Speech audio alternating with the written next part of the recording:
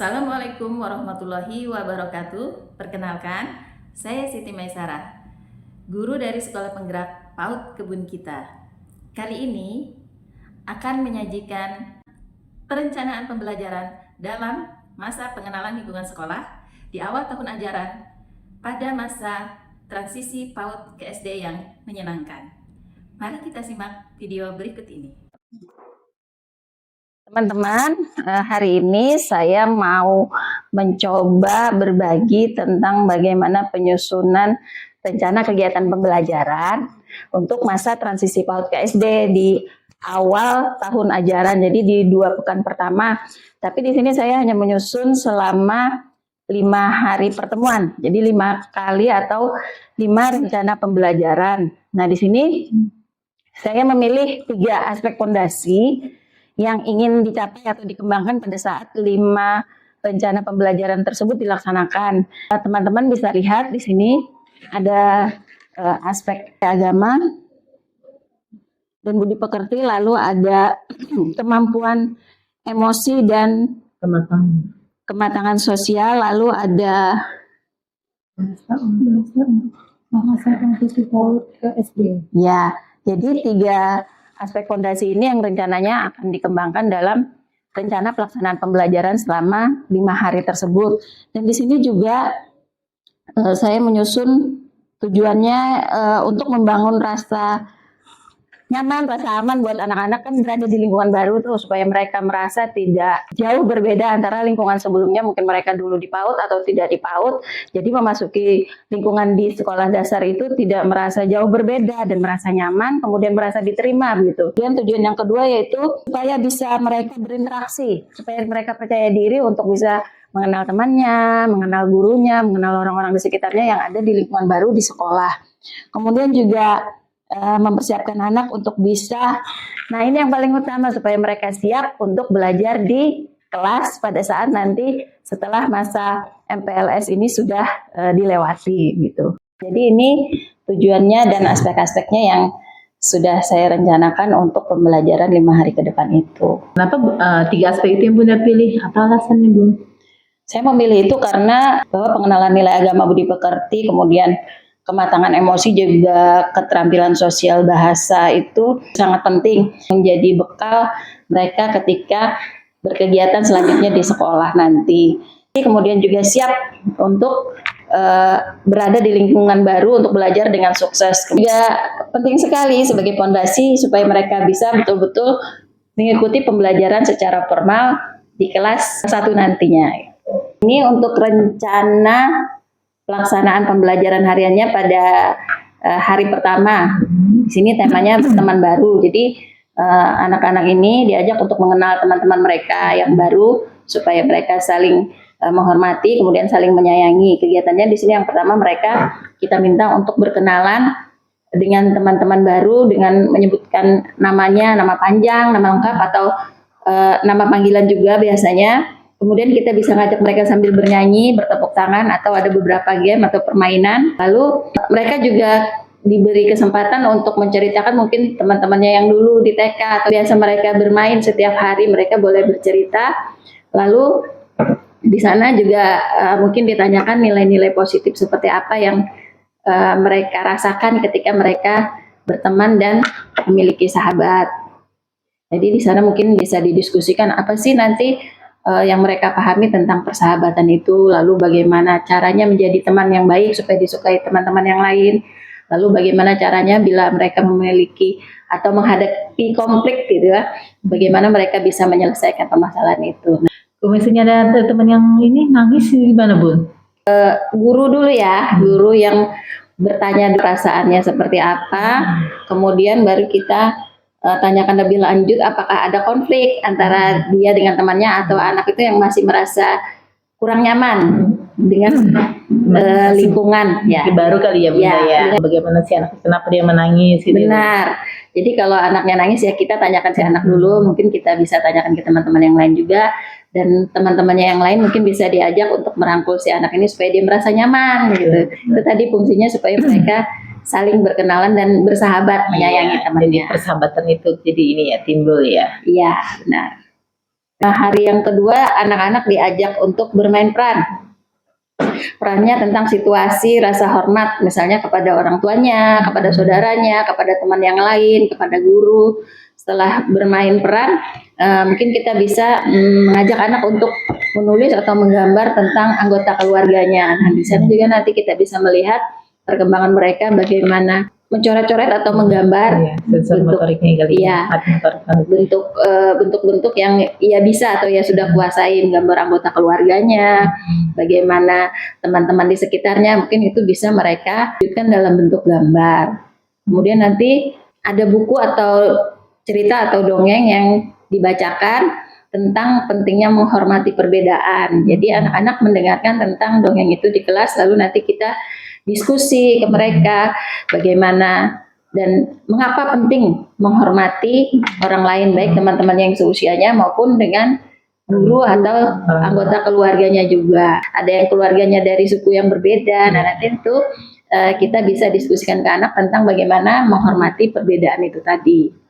Lalu yang ketiga, diskusi atau memberikan pertanyaan pemantik kepada mereka. Apa ya yang terjadi kalau kita tidak menghormati orang lain? Jadi pertanyaan-pertanyaan pemantik itu yang kita jadikan sebagai awal diskusi untuk mereka bisa memahami bagaimana berperilaku atau berperan dengan baik ketika berada di lingkungan bersama orang lain maupun dengan keluarga. Ya. Mungkin ini ya, kadang-kadang kan setiap anak ada berbeda nih Bun. Kadang ada yang mampu, ada yang mungkin memegang pensil pun juga tidak semua, mungkin hanya mencoret. Dia kadang bingung itu bagaimana ngatasinnya. Ya, kalau kita melihat atau menemukan anak yang masih kesulitan motorik halusnya, tentu saja kita melakukan pendampingan dan melakukan stimulasi sesuai kebutuhannya. Jadi kalau misalnya dia masih kesulitan menulis, mungkin kita perlu membimbing dia untuk mencoret-coret saja dulu atau bermain menggunakan motorik halus ya, menyobek kertas, menempel atau meronce gitu ya. Jadi motorik halusnya bisa terstimulasi dengan baik sehingga dia bisa nanti bisa menulis dengan baik. Ini yang untuk hari ketiga, anak-anak diajak untuk bermain tebak-tebak perasaan. Jadi mungkin saya akan membuat dengan kartu gambar ekspresi wajah gitu ya. Nanti ekspresi wajah itu menunjukkan perasaan, ada perasaan senang, sedih, marah, kecewa. Kemudian anak-anak menyebutkan atau menebak apa gambar kartu yang sudah saya tunjukkan itu tadi. Kemudian setelah itu mereka diajak untuk main mengungkapkan perasaan. Jadi anak-anak memerankan situasi yang menunjukkan bagaimana perasaannya, seperti marah, kemudian bisa senang atau takut. Lalu mereka juga diajak untuk bercerita tentang cara mengungkapkan perasaan tadi supaya bisa diterima dengan baik oleh orang lain. Jadi bisa berdiskusi tentang bagaimana cara mengungkapkan perasaan yang baik, bagaimana kalau kamu marah, bagaimana kalau kamu sedang merasa tidak nyaman dengan temanmu. Nanti kita bisa stimulasi perilaku sosial itu. Misalnya nih kalau ada anak yang nggak merespon kita gitu, terus dia tuh cuma diem aja gitu, kalau dikasih tahu gimana perasaannya cuma diem aja, itu bagaimana ya Bun? Ya, memang kita pada awal-awal tatap muka itu biasanya anak-anak masih menyesuaikan diri, masih merasa belum nyaman gitu, diem aja, responnya belum ada. Ya kita harus sabar, tapi kita tetap menstimulasinya, kita tetap rajin bertanya, kita tetap rajin mengajaknya berkomunikasi, dan tentu saja kita ngajak teman-temannya yang lain. Mungkin dengan ada teman yang lain mengajak, dia merasa lebih nyaman gitu ya. Kita tidak tahu apakah ada 1-2 temannya yang bisa ia respon dengan baik, tapi kita tetap melibatkan si anak tersebut gitu. Jadi itu kemungkinan yang selalu ada ya, di dalam satu kelas itu pasti ada aja ya. Anak tersebut tetap kita ajak untuk aktif walaupun responnya masih minim, tapi tentu saja kita memberikan kesempatan kepadanya dan juga mengajak teman-temannya supaya si anak itu bisa aktif bersama temannya ya. Benar. Nah, ini untuk hari keempat. Nah, di sini kita ajak anak-anak untuk lebih relaksasi, mungkin ngajak mereka bernyanyi, kemudian diam sejenak untuk bisa tenang, kemudian meminta mereka bisa mengungkapkan idenya lewat gambar. Jadi diajak anak-anak menggambar setelah tadi diajak relaksasi. Mungkin sebelumnya kita bisa dengerin lagu, duduk sebentar dengan tenang, lalu setelah menggambar mereka bisa diajak cara mengelola emosi. Kan masih lanjut dari yang hari sebelumnya di pertemuan ketiga tadi. Jadi mungkin saya bacakan tentang cerita anak yang berhasil mengelola emosinya dengan baik gitu ya. Ada buku cerita atau peraga di mana seorang anak yang mungkin sebelumnya marah-marah atau mengamuk dan setelah itu dia bisa menguasai emosinya dengan baik. Dan di sini anak-anak diajak untuk berdiskusi tentang bagaimana mengelola emosi marah, bagaimana mengelola emosinya saat dia berada di sekolah, ketika dia sedih nggak ada orang tuanya gitu ya, yang ada hanya guru dan teman-temannya. Kemudian juga rasa takut tadi kan berada di lingkungan baru, jadi mengelola emosinya tadi supaya dia bisa mengungkapkannya dengan baik dan bisa diterima oleh teman-temannya. Nah ini untuk rencana yang hari keempat, bagaimana kira-kira teman-teman? Bagaimana ya Bun kalau ada anak yang terlalu aktif di dalam kelas, yang lari-lari atau ada yang banyak berbicara atau ngoceh gitu Bun, bagaimana cara mengatasinya? Ya strateginya kita mendampingi anak tetap secara individual, kita memberikan respon yang baik. Terima kasih sudah menjawab anak-anak. Terima kasih ya teman, sudah ngajak temannya ngobrol, tapi boleh bicaranya bergantian. Mungkin seperti itu ya. Kemudian bisa menanyakan perasaanmu bagaimana, apa yang ingin kamu ungkapkan.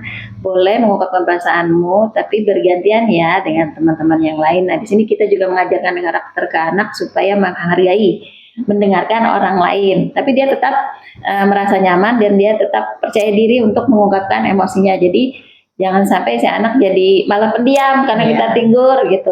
Dia tetap percaya diri, dia tetap ceria, tetap aktif, tapi dia menyadari bahwa ada waktunya dia berbicara dan aktif bergerak, ada waktunya dia bisa diam sebentar untuk mendengarkan atau menyimak orang lain. Mungkin hari Kamis yang keempat bisa diterima ya Bun? Iya, Ya, bisa dijalankan. Diterima.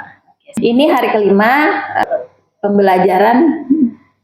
Di sini mereka kita ajak main peran. Jadi main perannya itu menyelesaikan konflik. Konfliknya tentang mungkin mereka berebutan, mungkin mereka marah dengan temannya yang lain. Jadi bagaimana cara menyelesaikannya dengan cara yang damai. Jadi di sini juga anak diajak untuk menyelesaikan konflik tadi dengan cara yang baik, jadi berdiskusi cara menyelesaikannya seperti apa, berbicara yang tenang, kemudian mendengarkan teman dengan baik dan mencari solusi bersama. Dan ini terkait dengan kegiatan yang kemarin-kemarin kan, mengenalkan bagaimana berperilaku tenang, kemudian mendengarkan orang lain, kemudian di sini mencari solusi bersama. Jadi itu kita diskusikan dulu, lalu mereka bisa main peran untuk menyelesaikan itu tadi.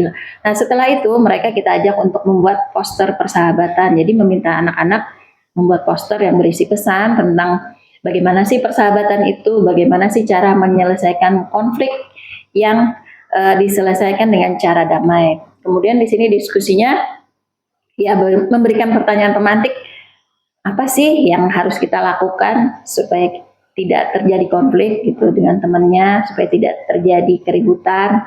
Lalu bagaimana cara menyelesaikan konflik dengan cara yang damai gitu. Kemudian pertanyaan yang ketiga kita diskusikan kepada anak, bagaimana mengapa penting ya menyelesaikan konflik dengan cara damai itu. Nah itu tadi 3 hal yang didiskusikan supaya anak-anak bisa mengungkapkan pengetahuannya, pengalamannya, dan idenya tentang bagaimana menyelesaikan konflik itu tadi. Jadi ujungnya kita minta anak-anak membuat poster gitu. Bagaimana teman-teman ya kira-kira seperti ini? Kalau biasanya kan anak-anak kita minta buat poster gitu. Kan beberapa anak kan ada yang mengerti, ada yang tidak. Itu bagaimana gitu Bun cara kita memberikan solusinya gitu. Jadi membuat poster di sini kita tentu saja tidak mempunyai ekspektasi yang terlalu tinggi gitu. Kita bisa membuat poster kalau misalnya anak mau membuat secara individu, dia sendirian saja boleh, tapi kita utamakan mereka bisa bekerja sama karena tadi kan konflik itu tadi kan bekerja sama. Jadi kalau misalnya dia tidak mengerti bisa dibantu oleh teman-teman yang ada di kelompoknya. Mungkin kita bagi anak-anak itu menjadi satu kelompok 4 orang, 5 orang dengan bahan, alat atau media yang disepakati, misalnya menggambar dengan pensil, krayon, spidol atau dengan menggunting, menempel. Nah, nanti kira-kira si anak ini kesulitan, bisa kita dampingi dan bisa kita sertakan teman-teman sekelompoknya untuk membuat si anak lebih aktif dan bisa memahami bagaimana sih poster itu. Dan sebelumnya mungkin saya akan membuat beberapa contoh poster, saya tunjukkan ke anak-anak bagaimana bentuk poster itu, dan mereka nanti bisa menirukan atau mendapatkan ide dari yang sudah Dilihat saya, ya. iya, sudah Dilihat. saya contohkan tadi. Bisa, Kira-kira? bisa diterima, bisa. Bisa ya. Nah, jadi teman-teman, untuk 5 hari tersebut rencana pembelajaran yang akan saya bawakan di kelas nanti pada saat anak-anak di awal pertemuan, di awal tahun pembelajaran baru, di mana mereka benar-benar baru gitu ya, berada di lingkungan sekolah kita.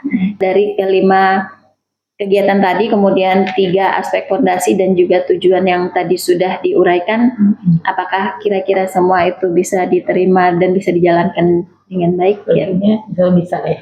bisa ya. Tidak ada yang terlalu berat dijalankan dan tidak sulit ya, sepertinya ya, alhamdulillah. Baik, begitu teman-teman, terima kasih sudah menjadi teman diskusi saya untuk merencanakan pembelajaran selama 5 hari ke depan dalam masa transisi PAUD SD yang menyenangkan ini. Semoga semua sukses dan kita bertemu kembali. Amin.